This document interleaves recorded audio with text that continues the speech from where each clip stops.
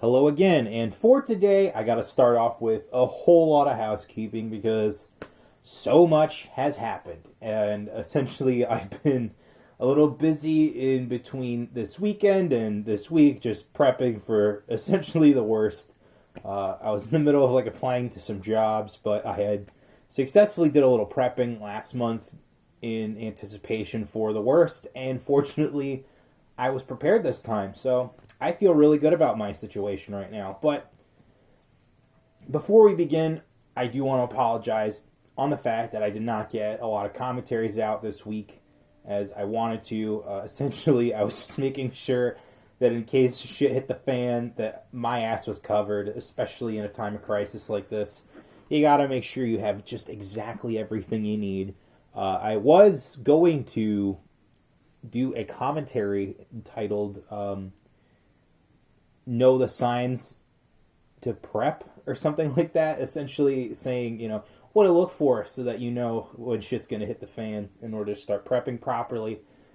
But unfortunately, reality kind of beat me to the punch, so that will be postponed until this crisis is averted and we can all continue with our daily lives so that I can deliver to you the information that you would need in case this ever happens again, so that you know the early signs and know what to do to protect yourself and your loved ones and all that good junk. So let's dive right into today's commentary, specifically because the media is hell-bent on making sure that you memory hold the shit out of this. Now, what do I mean by when I say remember the origin of COVID-19, aka the coronavirus? Well, very simple. There are a lot of forces at work that want you to forget that this came from China. And China has been the origin of many of these kind of outbreaks. Mad cow disease, the swine flu, hell, the fucking Spanish flu. Lots of diseases like this have come from the Chinese section of the world. And the media, in their attempts to not be racist and to protect their corporate Chinese interests, are essentially telling you, the peon, to forget that China is the real enemy here in this global war for control. And it's just so fucking funny to me how, as a result of all the goings on in the world right now, it's essentially shown how globalism has completely failed. It has shown how free trade has collapsed in on itself. Mass immigration is done for right now, which is really funny, seeing people like Justin Trudeau essentially have to close the borders and have a tough immigration stance. Oh my god, it's like mwah, mwah, mwah, so beautiful. And it's just really fucking funny to me how we have gotten to this point, essentially. Because if you think about it, just 2 months ago, I was making a dumb, funny, epic Chinese eating compilation where the mainland Chinese people were eating just some of the most disgusting things you could possibly eat, from like fried bats, that weird mollusk thing, to a live frog. I mean, it was just like, are you people fucking kidding me? It's like you're going to cause a pandemic with your eating habits. You're the supposedly westernized nation. You could afford not to eat this cheap, disgusting, wild game. And yet, there they go, just eating tadpole soup. Oh my god. Fried bats. Oh man. So yeah, 2 months ago, gotta get that right.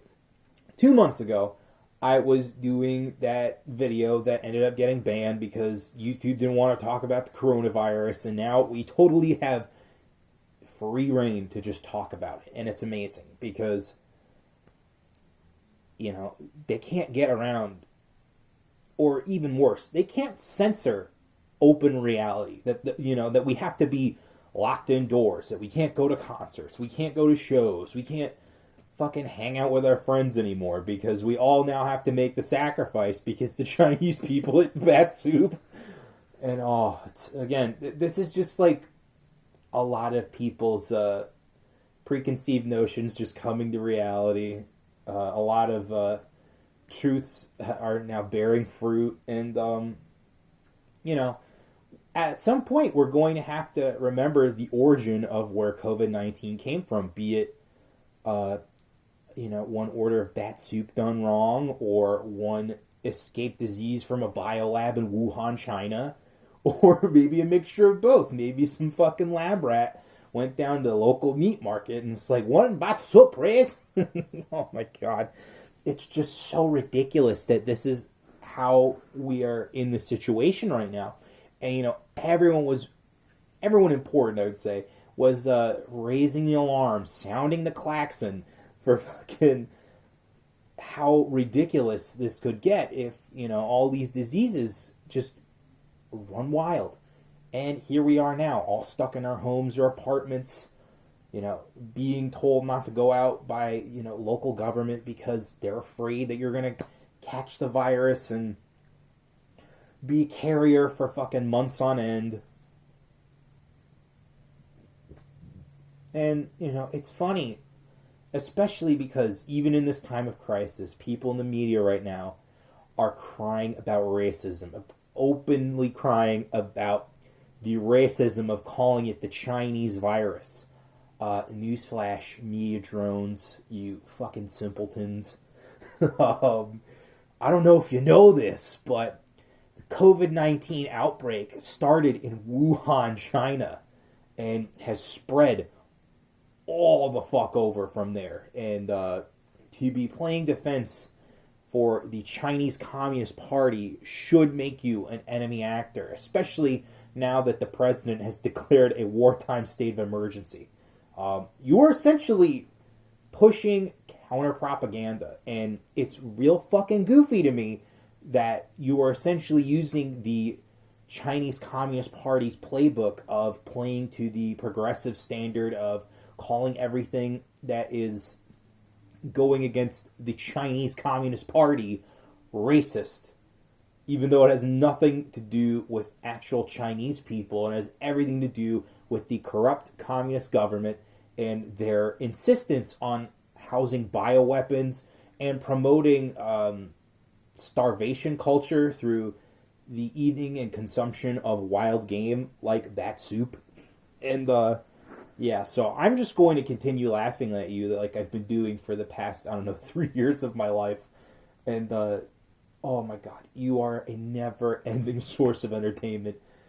When you go, it will be really funny just as much, but it will still kind of be sad because we'll have no fucking special ed kids to laugh at anymore.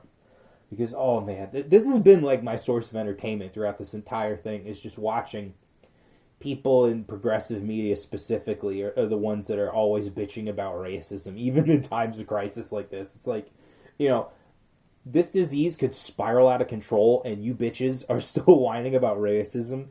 Oh, it's amazing. And one of the final points I want to address in this video is kind of related to entertainment. It's in the sense that we're going to talk about the plot of Contagion, in which, similar to current events, essentially a bat gets spooked out of a cave and drops a diseased piece of banana into a pig farm, and then the pig eats it, and then that pig is actually the one chosen to be slaughtered, and the chef hand slaughters the actual pig, and then goes to shake the hand of Gwyneth Paltrow, who plays in the film the first victim, aka patient zero, of this fake virus that essentially has the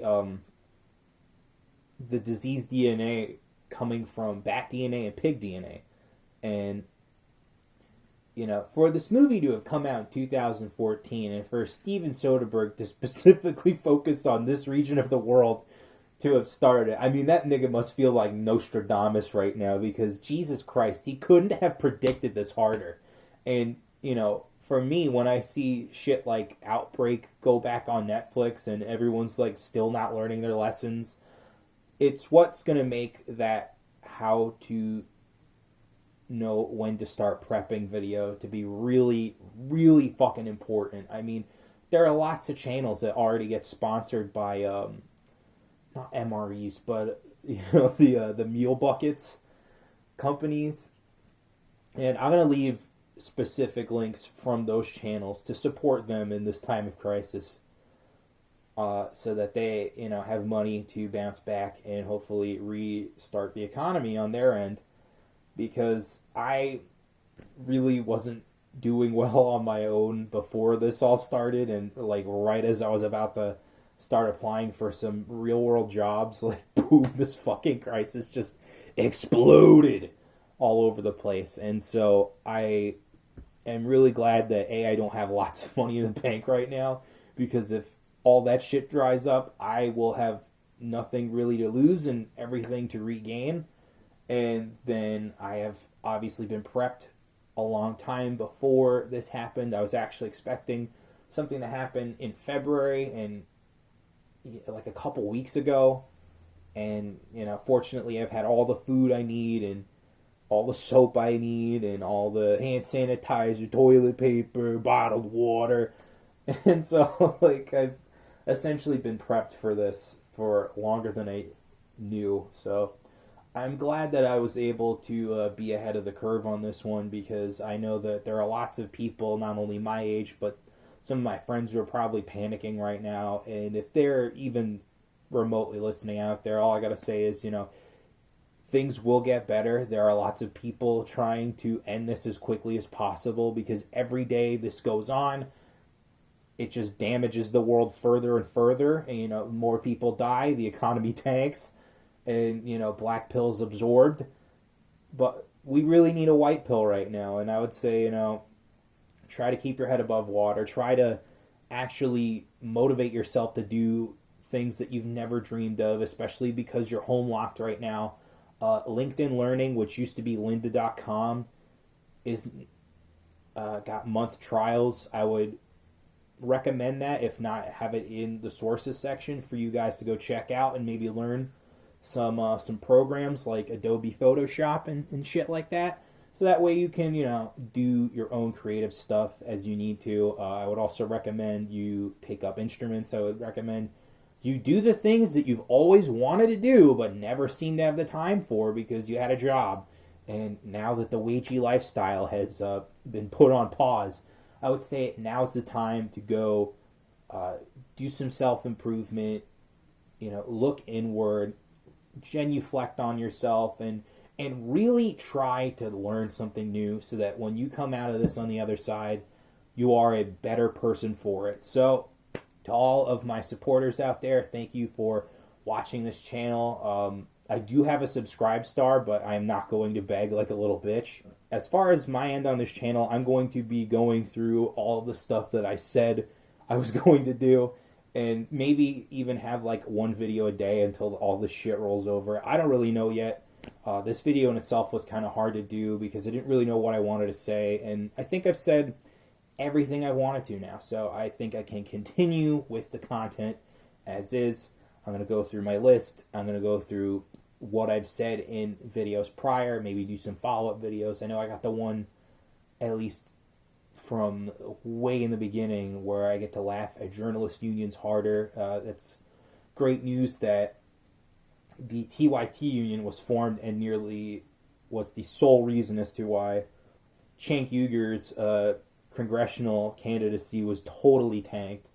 So, gonna have to talk about that. Gonna have to talk about a lot of things. Gonna make sure that there will be a lot of content coming from this channel while I wait to actually get employed and shit. So, to all of the naysayers, all of the idiots who are crying about racism in this time of crisis, sucking up to the Chinese Communist Party, you idiots better tread lightly, because when we bounce back from this, we will know who was at fault.